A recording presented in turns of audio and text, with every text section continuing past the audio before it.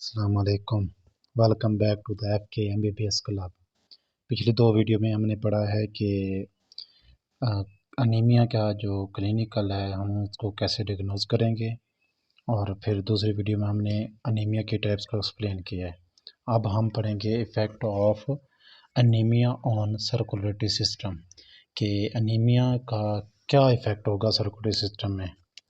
तो जैसे हमें पता है कि अनीमिया में क्या हो जाएगा कि RBCs कम हो जाएंगे। क्या हो जाएंगे? RBC कम हो जाएंगे। जैसे RBC कम होंगे तो उनकी विस्कोसिटी क्या हो जाएगी? विस्कोसिटी ऑफ द ब्लड कम हो जाएगी।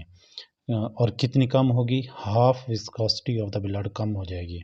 वैसे जो विस्कोसिटी ऑफ द ब्लड कितनी होती है? 3 ही नॉर्मल होती है। कंपेयर करते हैं हम उसे वाटर से, वो वाटर से 3 टाइम थिकर होता है ब्लड।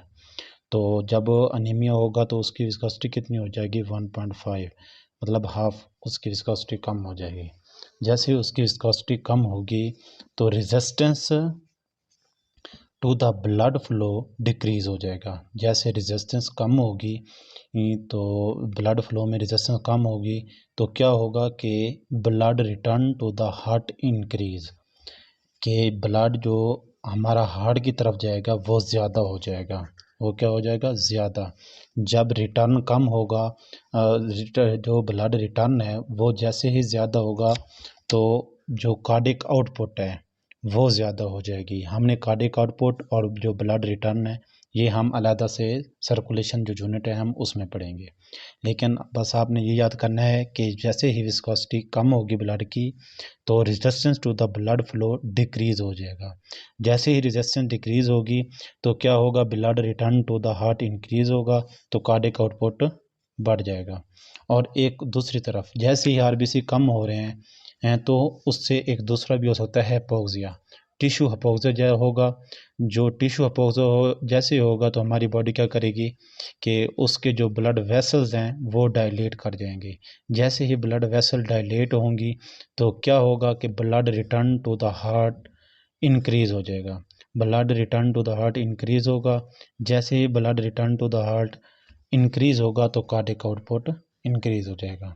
जितना ज़्यादा ब्लड आएगा उतना ज़्यादा ब्लड निकलेगा तो कार्डिक आउटपुट इंक्रीज हो जाएगा।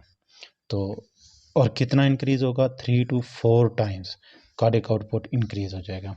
अच्छा, अब दोनों तरफ से दोनों कंडीशन में कार्डिक आउटपुट इंक्रीज हो रहा है तो इस इंक्रीज होने से क्या होगा कि increase the work load on the heart, के हार्ट पे वर्क लोड बढ़ जाएगा।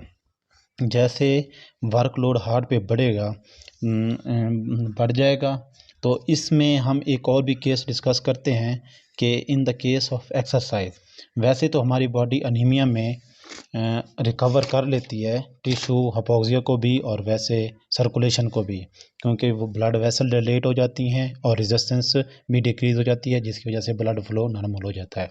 लेकिन जो अनीमिया वाला पेशेंट जब एक्सरसाइज करेगा तो क्या होगा कि उसे एक्सट्रीम टिश्यू हिपोक्सिया हो जाएगा।